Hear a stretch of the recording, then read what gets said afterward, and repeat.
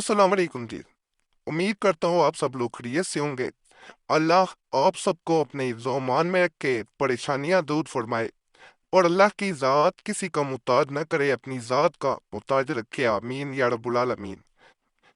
आज जो अमल मैं आपको बताऊंगा, ये चारों कुल के ज़रिए किया जाने वाला अमल है।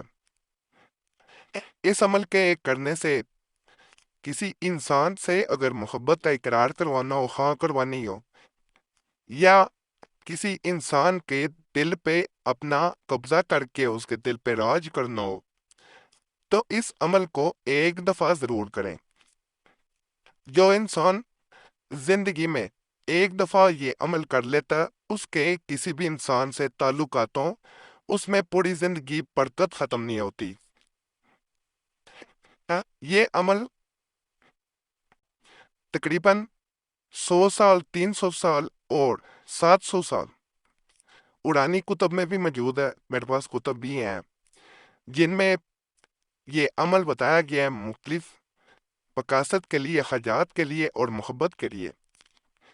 और इसके बारे में ये लिखा गया है कि अगर ये अमल इंसान यकीन के साथ मुकम्मल कर लेता है, कम अज कम जिंदगी में एक दफा, और अगर रोजाना करना चाहे तो रोजाना भी किया जा सकता है, तो इंशाल्लाह कोई ऐसा इंसान या कोई ऐसी हाजत नहीं जो पूरी ना हो, या इंसान के दिल पे इंसान राज ना कर सके। यकीन कामल हो तो इंसान हर चीज पे राज कर लेता है। अल्लाह की मदद हासिल हो और यकीन अल्लाह की ज़ात पे होना लाजमी है।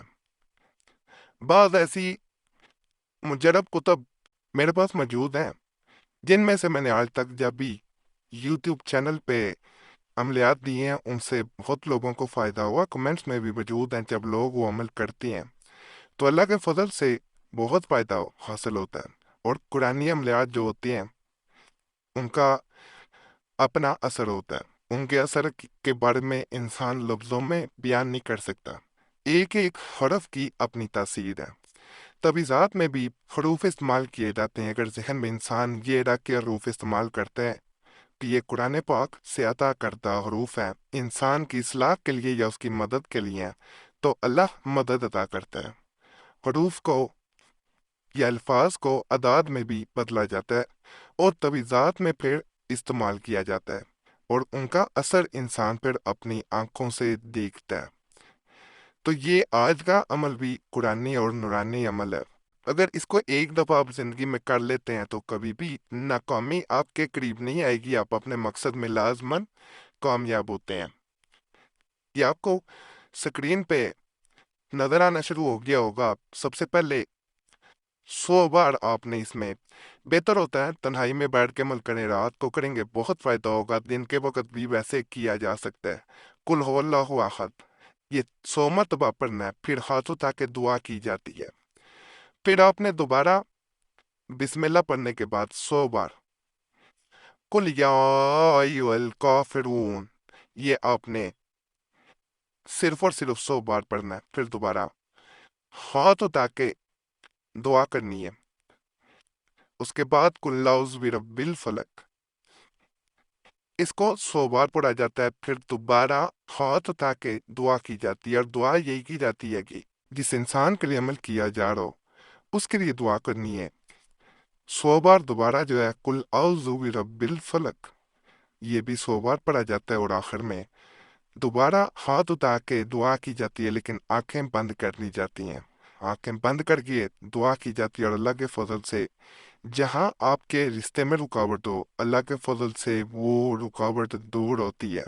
मोहब्बतें ख़त्म हो गई हों, अल्लाह के फजल से मोहब्बतें जब तक ज़िंदगी रहती है, रिश्ते ताल्लुकात ख़त्म नहीं होते, ना मोहब्बतें फिर ख़त्म होती हैं। ये सिलसिला ज़िंदगी के साथ जारी और सारी रहता है।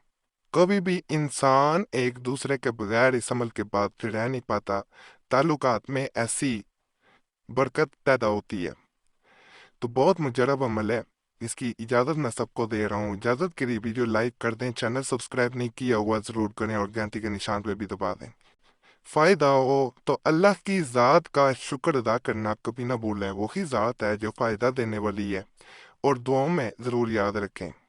باقی اللہ سے یہی دعا ہے جو بھی اس چینل پہ کسی بھی نیک حاجت کے ساتھ آیا، کسی بھی پریشانی میں آیا، کسی بھی مصیبت میں آیا، اللہ اپنے حبیب کے صدقے سب کی پریشانیاں دور فرمائے، سب کی مصیبتیں دور کر دے، سب کی نیک حاجات پوری کر دے۔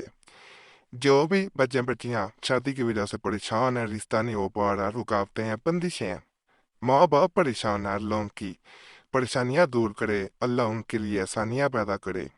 جو لوگ جس کی وجہ سے تنگ دستی کی وجہ سے بے روزگاری کی وجہ سے پریشان ہیں، اللہ ان کے رزق میں کشادگی دے، اللہ ان کو اچھا روزگار عطا فرمائے۔